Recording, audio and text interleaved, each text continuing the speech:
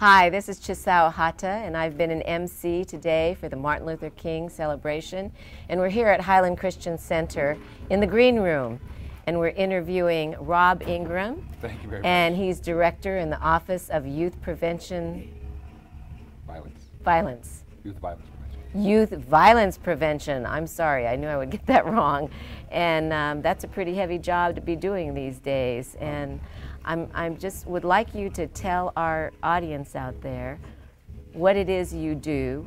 Certainly. And then maybe why it's important and why now. What do you think is like the top Those are things? Three great questions. So what the Office of Youth Violence Prevention is, it was founded by Mayor Tom Potter in 2006, so we're walking into our third year, and it was designed both to prevent young people from joining gangs and also to work with those young people who have made the mistakes of joining gangs and helping them to kind of pull out of the negative environment they've gotten involved in, and then also to work with young people who might have gone into gang violence or youth violence and may have done some time in jail, but to have them come home in some type of reentry or civic justice program. So those are three main components. A lot of it is basically intervention outreach services. And to answer your question, why it's so important right now, well, obviously it's important right now because right now Portland is experiencing an uptick in gang violence, something that we've not seen in this last 7 to 8, close to 9 years. And so it's important that we work as hard as we can right now, both in the programs that we've been funding and supporting, and also in programs that we're rolling out over the next couple of months to offer our young people more options. Sometimes it's really just, if you want to bring it to the Dr. King aspect, he had a dream, and a lot of our young people right now just don't dream.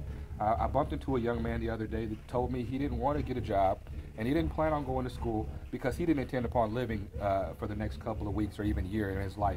And that was a real sad thing for me to hear because I looked into his eye and I realized that that's exactly how he felt. He wasn't sugarcoating it.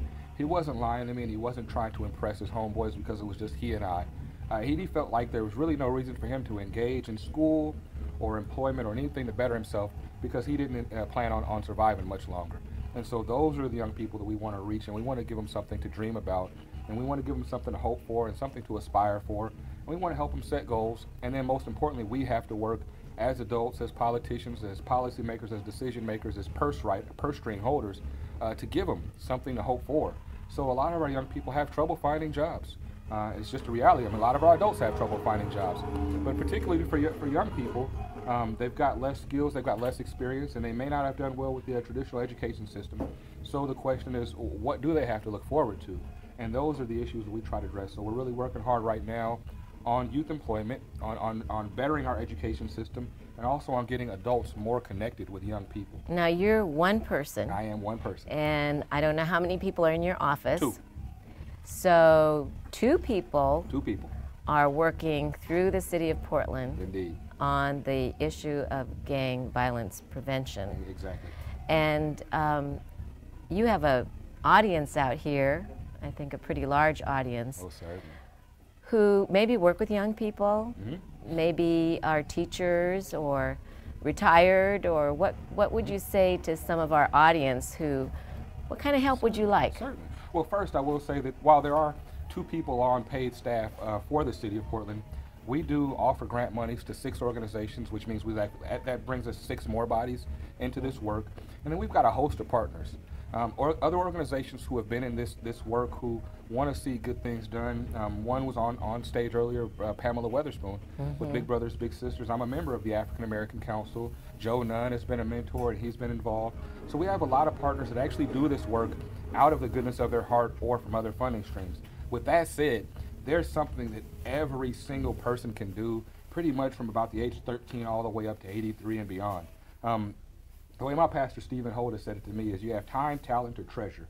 So give up your time, go down to your local school and get involved in mentoring, and not because you feel like you have to, but out of the goodness of your heart. Your treasure, give money.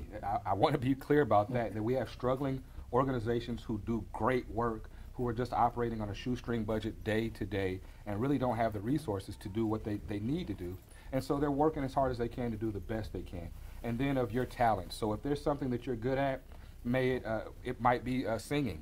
Go down to a community center and then get yourself involved with the local choir. It might be decision making. There's plenty of organizations who need stronger board members to move policy decisions forward. So there's things you can do on both levels. There's the things you can do in your neighborhood, on the street, in your community, and there's things you can be doing in the boardrooms and in the conference table. So there's something that everyone can do, and unfortunately, if we don't get a grip on this thing, it's going to have an effect on every single taxpayer in the state of Oregon. It affects us all. It does. It does affect us all. Now, what if there's a student out there, maybe he's not a student anymore, or she, and she happens to be watching Certainly.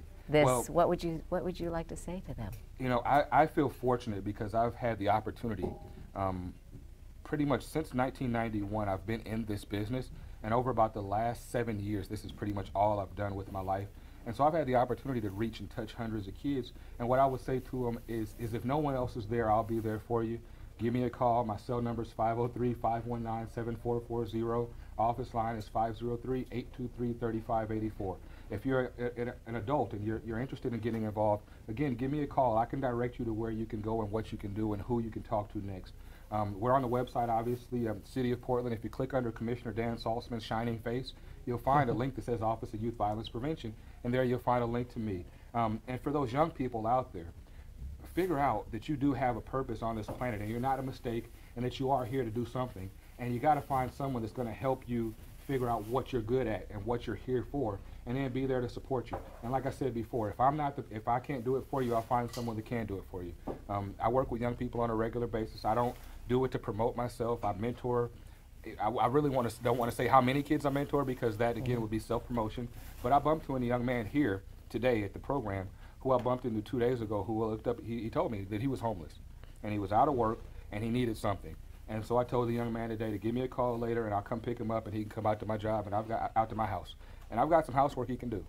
Stuff that I probably should do, but I haven't got around to it. And we all have those things. We all have those things. And he can just come and do those things, and I'll just pay him out of my pocket. And again, it's not about promoting myself. It's about promoting the fact that we need to reach out to our young people and better that relationship, and we can't always expect them to come to us. I think if we all have your level of passion behind what you're talking about, we could all just lift up our passion, find what it is and go out there. Or if you want to help the Office of Violence Prevention, Gang Violence Prevention, please talk to Mr. Rob Ingram. Thank you very much. Thank you. Okay.